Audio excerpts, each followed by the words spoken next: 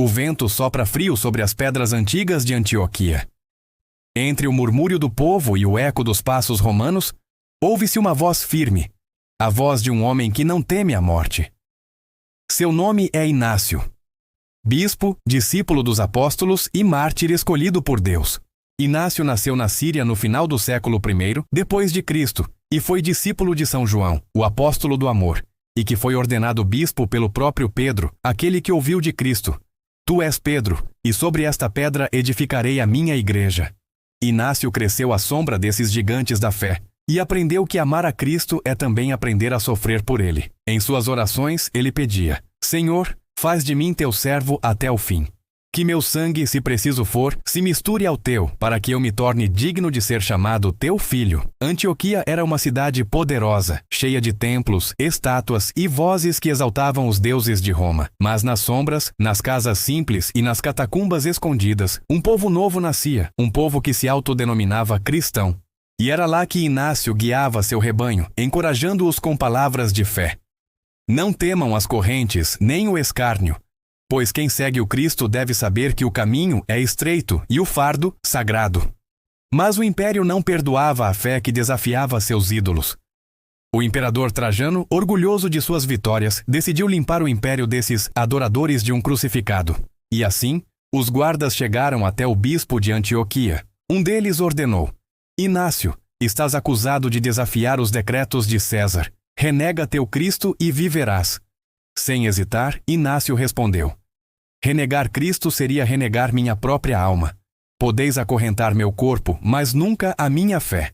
As correntes se fecharam sobre seus pulsos como serpentes de ferro, e o bispo foi levado de cidade em cidade, rumo a Roma, onde o sangue dos mártires fertilizava o chão do Coliseu. No caminho, porém, as comunidades cristãs se reuniam ao redor dele. Mesmo acorrentado, Inácio falava com voz de fogo. Essas palavras sobreviveram ao tempo, gravadas em 7 cartas que ainda hoje queimam com a chama do Espírito. Nessas cartas ele implorava: Amai-vos uns aos outros. Nada façais sem o bispo, pois onde está o bispo, ali está a igreja, e onde está a igreja, ali está Cristo. Era a semente da unidade. A fé de um homem se transformava na doutrina de um povo. Ele também escreveu sobre a importância central da comunhão. O pão que partimos é o corpo de nosso Senhor, e o cálice que levantamos é seu sangue derramado. Quem se afasta da Eucaristia, afasta-se da vida. Foi Inácio o primeiro a chamar a igreja de católica, uma palavra que significava universal, como o amor de Deus que abarca todos os povos. Ele instruiu: Chamem-na de igreja católica, pois ela é una, santa e viva no sangue do Cordeiro. Enquanto os soldados o levavam por terras e mares, Inácio sabia que sua hora se aproximava. Mas não havia medo, somente um profundo desejo. Com a voz emocionada, ele declarou sua missão: Sou trigo de Deus e serei moído pelos dentes das feras, para que me torne pão puro de Cristo. Essas palavras ecoaram entre os fiéis de Roma como uma profecia. Os cristãos queriam resgatá-lo, escondê-lo, poupá-lo da arena, mas ele recusou qualquer salvação terrena. Não impeçam o meu martírio, ele pediu. Deixem-me imitar meu Senhor em sua paixão. Agora começo a ser um verdadeiro discípulo. Os guardas zombavam dele, chamando-o de fanático, de louco. Mas Inácio caminhava em silêncio, olhando para o céu, como quem já via a coroa da eternidade. Em Roma, o Coliseu esperava. Milhares de vozes ecoavam nas arquibancadas. As feras rugiam atrás das grades, sentindo o cheiro do sangue e da fé. E no meio da arena, um homem acorrentado se ajoelha. Com a voz firme, ele ora: Jesus, meu mestre, recebe este corpo como oferenda. Que meu sangue una-se ao teu. Que o grão morra para que a colheita floresça. Os portões se abriram e o rugido das feras cobriu o grito do mundo, mas não o da alma.